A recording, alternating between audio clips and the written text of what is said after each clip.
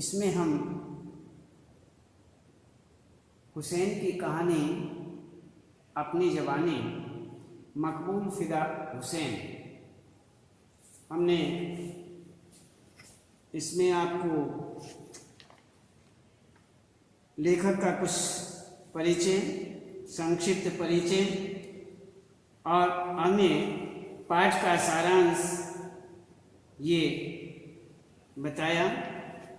और पाठ के सारांश में हमने बड़ौदा का बोर्डिंग स्कूल और रानीपुर बाजार शीर्षकों के माध्यम से आपको बताया। अब हम इसमें आपको कुछ आगे हमने बताया था, कुछ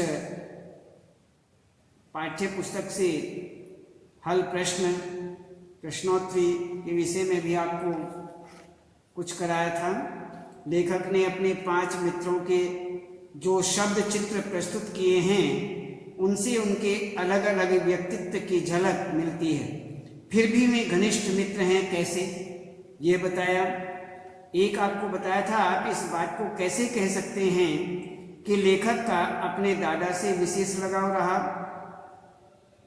तो अब हम इससे आगे देखते हैं कि इसमें लेखक जन्मजात कलाकार है।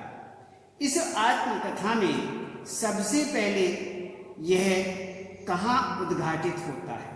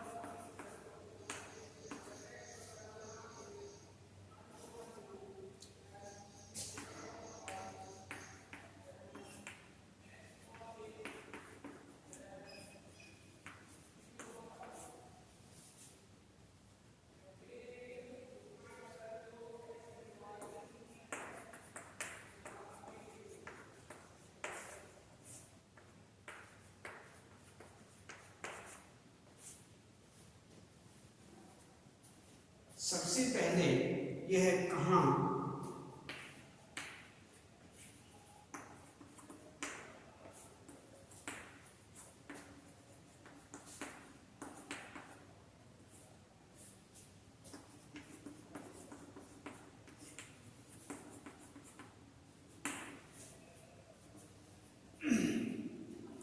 तो लेखक जन्मजात कलाकार है। इस आत्मकथा में सबसे पहले यह कहाँ उद्घाटित होता है? तो इसमें अब हम देखते हैं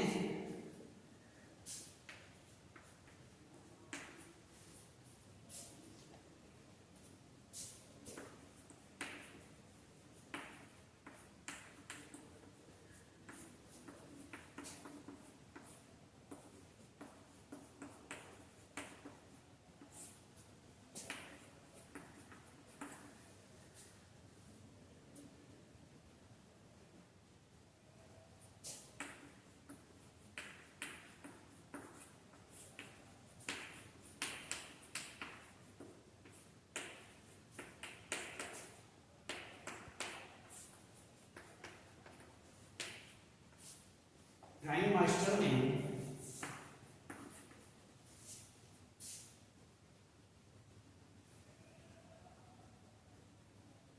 ब्लैक बोर्ड पर सफेद चौक से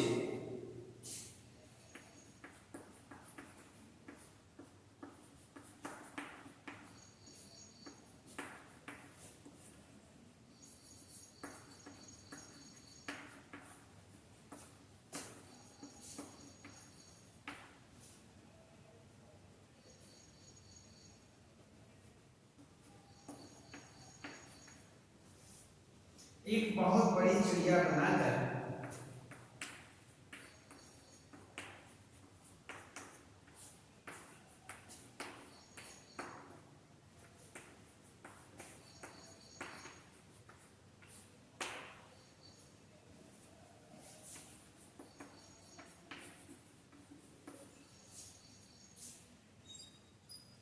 लड़कों से स्लेट पर बनाने को कहा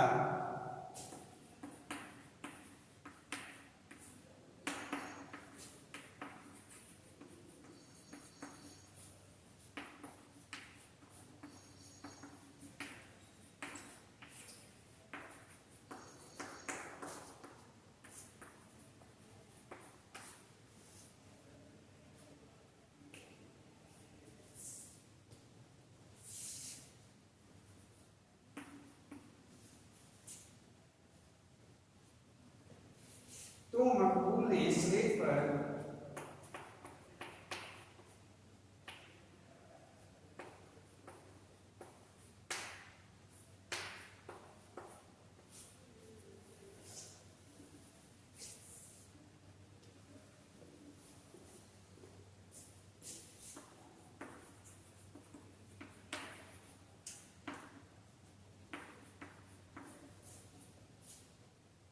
हूबहू वही चिड़िया बना।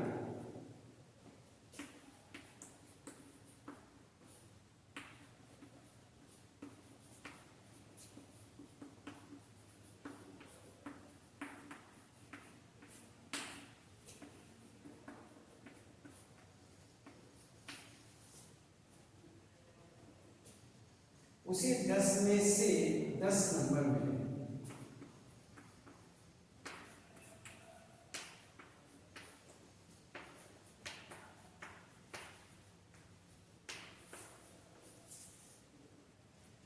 उसे 10 में से 10 नंबर मिले।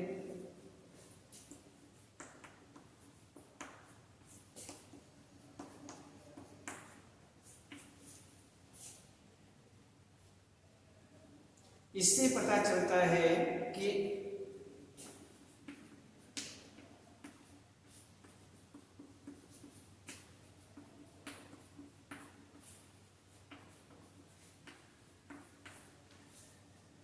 वह जन्मजात कलाकार है।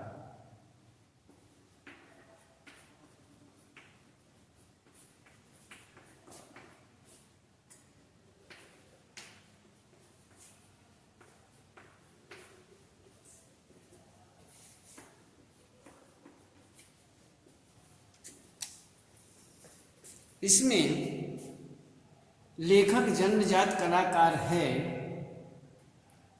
इस आत्मकथा में सबसे पहले ये कहाँ उद्घाटित होता है?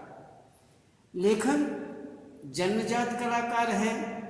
मदरसे में जब ड्राइंग मास्टर ने ब्लैक बोर्ड पर सफ़ेद चौक से एक बहुत बड़ी चिड़िया बनाकर लड़कों को स्लेट पर बनाने के लिए कहा, तो मकबूल ने स्लेट पर हूबहू वही चिड़िया बना दी। उसे 10 में से 10 नंबर मिले। इससे पता चलता है कि वह जन्मजात कलाकार है। तो अब आगे देखते हैं।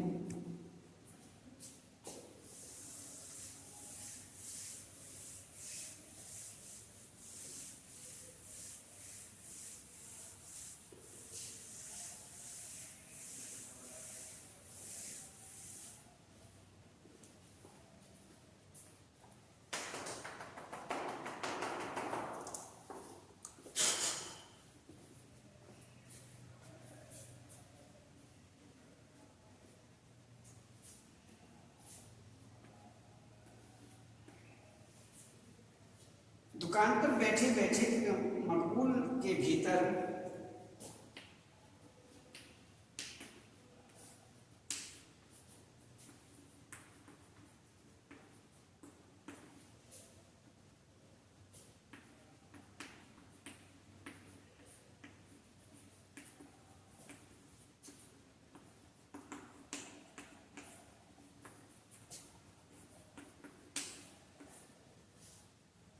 का कलाकार उसके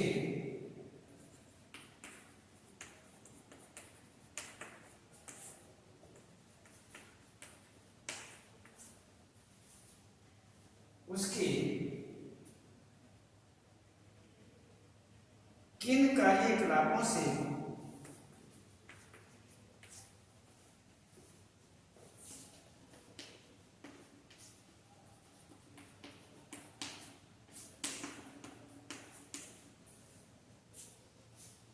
अभिव्यक्त होता है।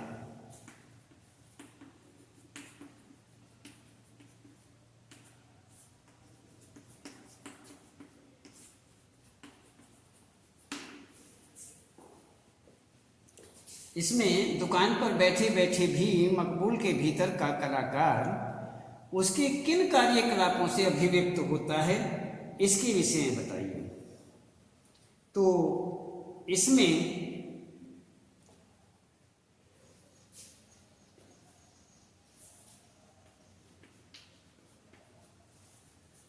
कहते हैं कि मकबूल को बिजनेस के गुण सिखाने के लिए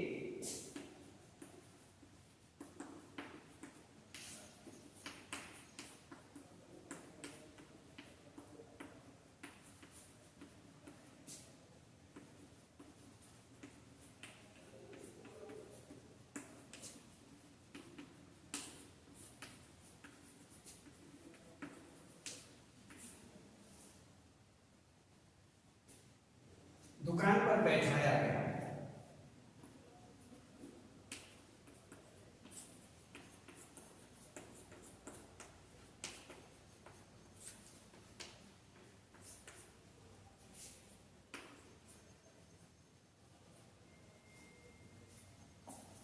दुकान पर बैठाया गया, वहां भी उसका सारा ध्यान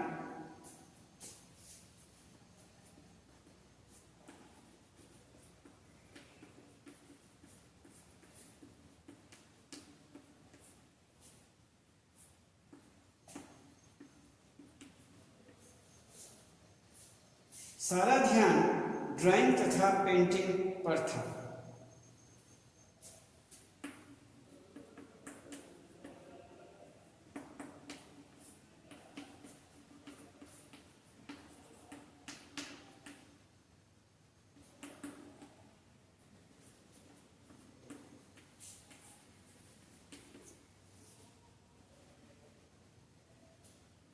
वह अपनी दुकान के सामने से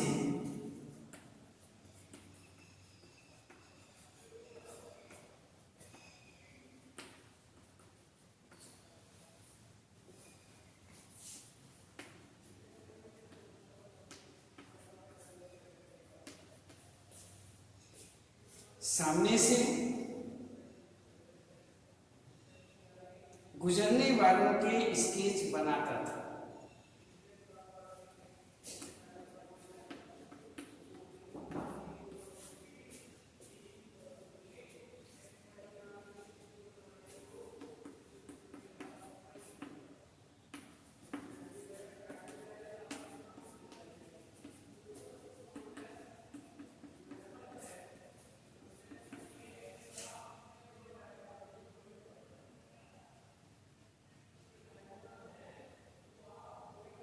उसने घूंघट ताने मेहंद्रानी का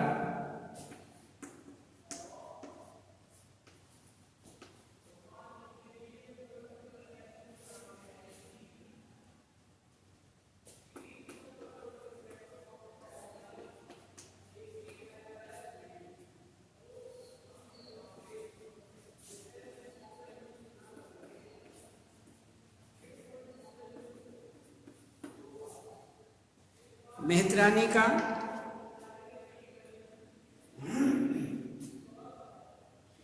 गेहूं की बोरी उठाए मजदूर की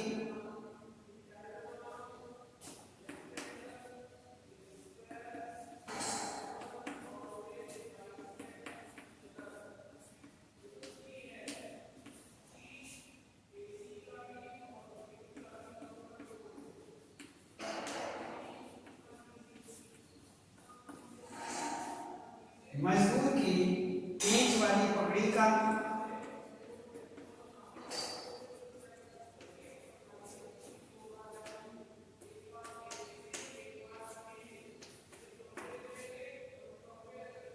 पठान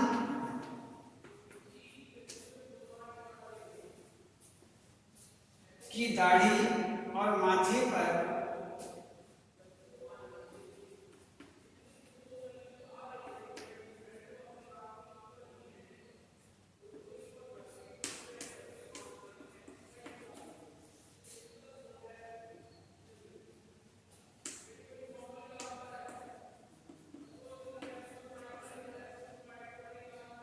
माथे पर सिजदे के निशान,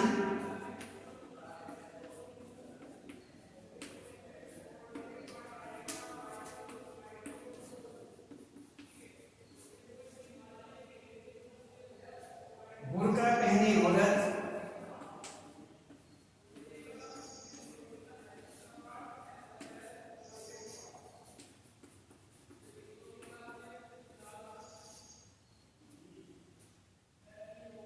और बकरी के बच्चे के स्केच बनाए।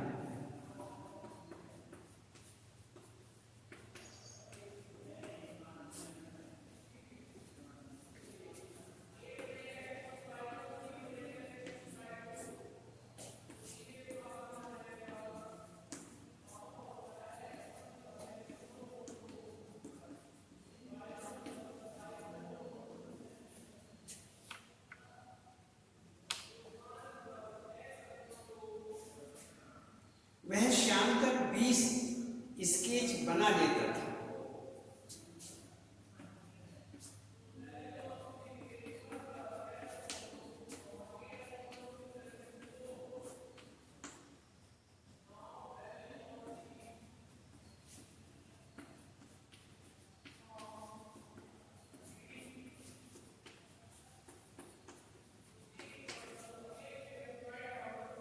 इससे पता चलता है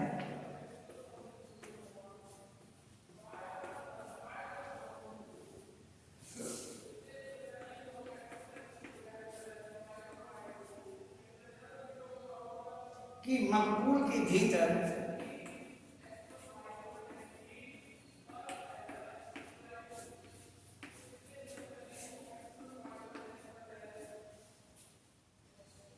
का कलाकार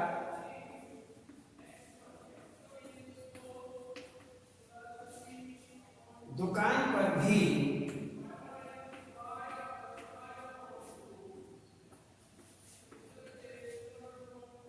अपनी अभिव्यक्ति करता था।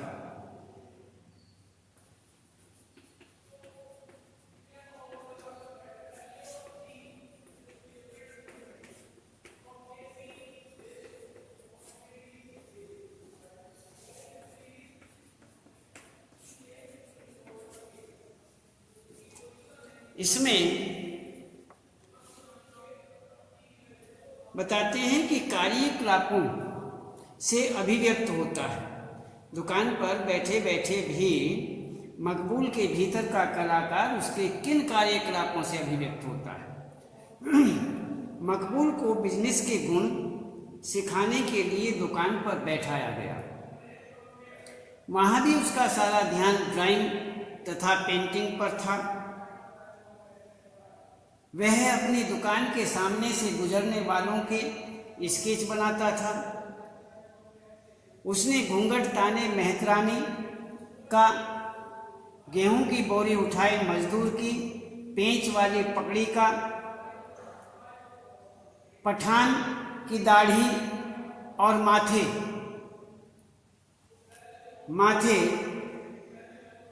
पठान की दाढ़ी और माथे पर सिजदे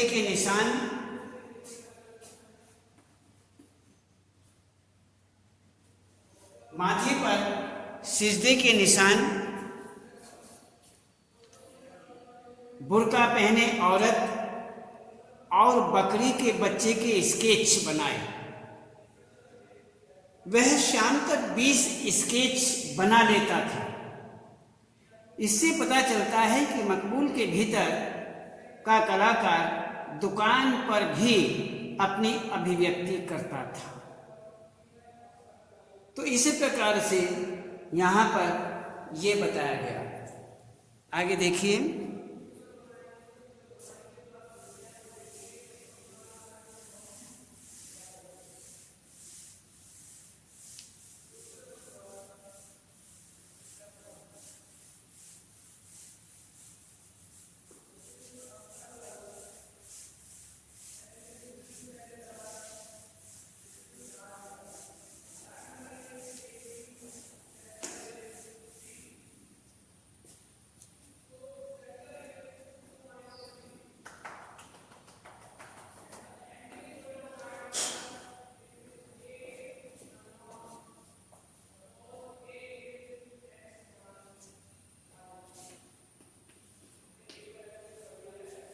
प्रचार प्रसार के पुराने तरीकों।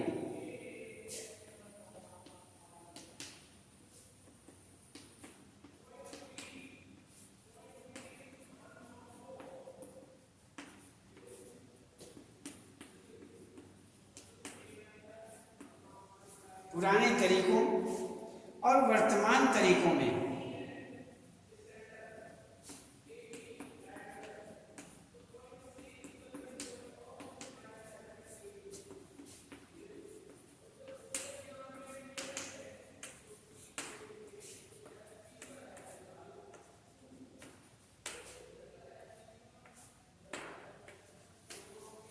क्या फर्क आया?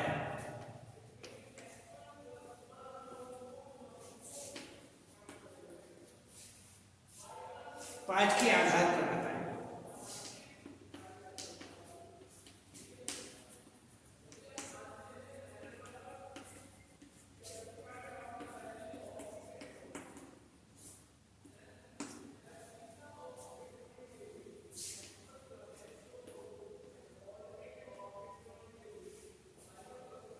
इसमें प्रचार प्रसार के लिए पहले फिल्म का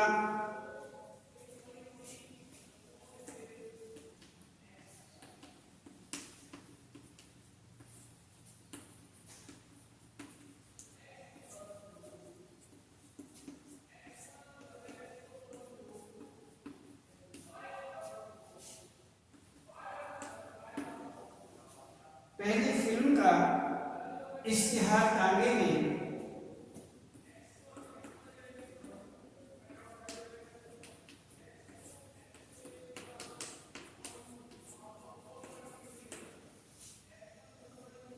ब्रास बैंड के साथ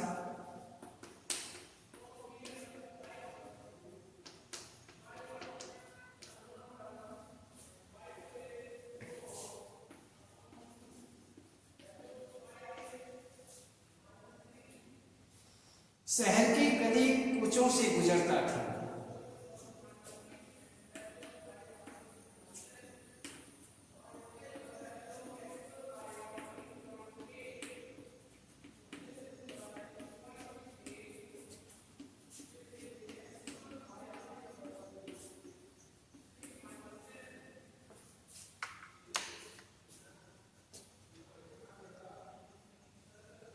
फिल्मी इश्तिहार पतंग के रंगीन कागज पर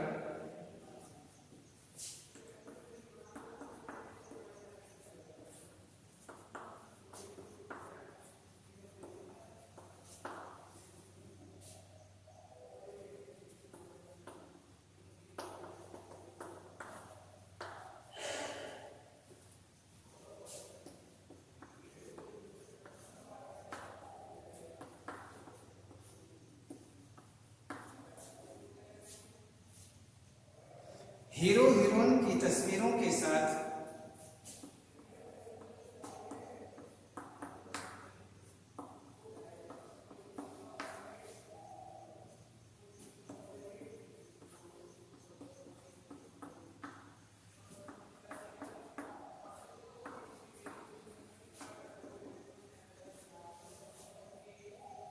छापे और बांटे जाते थे।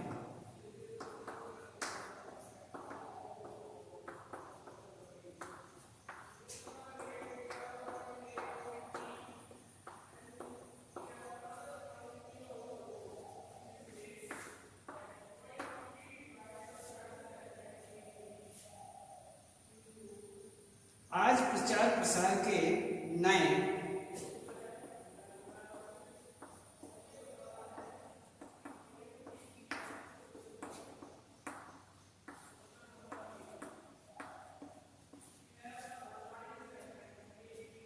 तरीके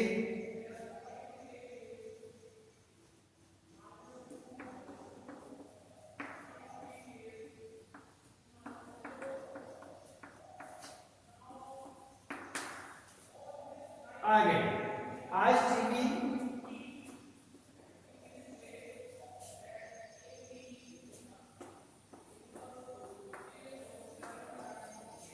टीवी, रेडियो,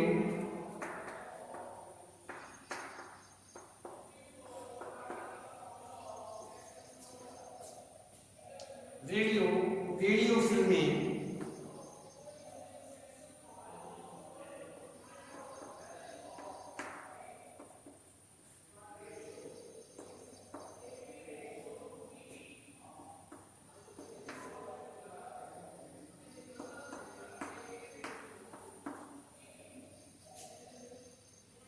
अखबार, होर्डिंग्स,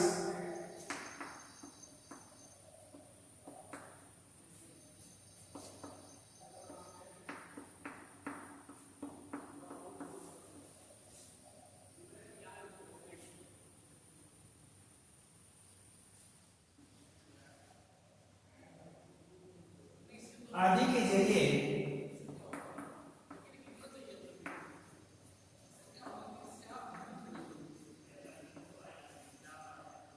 प्रचार होता है।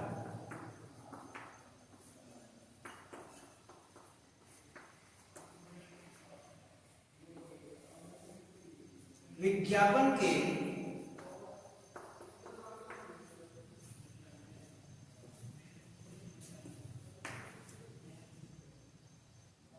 अलग एजेंसियां तक बन गई हैं।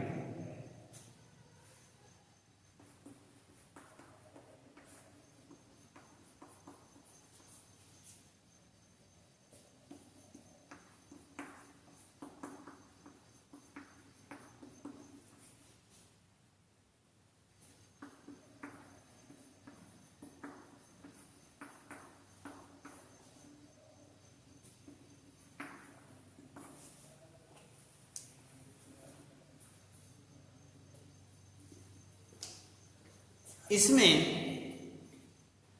प्रचार प्रसार के पुराने तरीकों और वर्तमान तरीकों में क्या फर्क आया, पाठ के आधार पर बताएं। प्रचार प्रसार के लिए पहले फिल्म का इश्तेहार तांगे में ब्रॉडबैंड के साथ शहर के गली कूचों से गुजरता था। फिल्मी इश्तिहार पतंग के रंगीन कागज पर हीरो हीरोइन की तस्वीरों के साथ छापे और बांटे जाते थे। आज प्रचार प्रसार के नए तरीके आ गए। आज टीवी, रेडियो, वीडियो, फिल्में, अखबार, होर्डिंग्स आदि के जरिए प्रचार होता है। विज्ञापन के लिए अलग एजेंसियां तक बन गई हैं। इस प्रकार से यहाँ पर इतने सारे तरीके आ चुके हैं। अब हम इसमें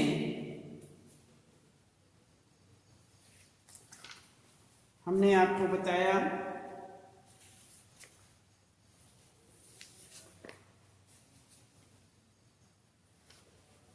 यहाँ पर लेखक जन्मजात कलाकार हैं। इस आत्मकथा में सबसे पहले ये कहाँ उद्घाटित होता है, और दूसरा दुकान पर बैठे बैठे भी मकबूल के भीतर का कलाकार उसके किन कार्यकलापों से अभिव्यक्त होता है।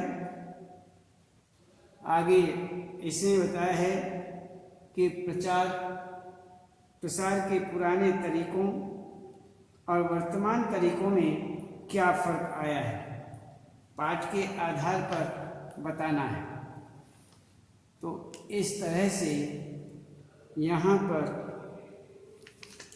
अब इसमें कला के प्रति लोगों का नज़रिया पहले कैसा था, उसमें अब क्या बदलाव आया। इस तरीके से आज हम केवल इतना ही, और इससे आगे कल बताएंगे।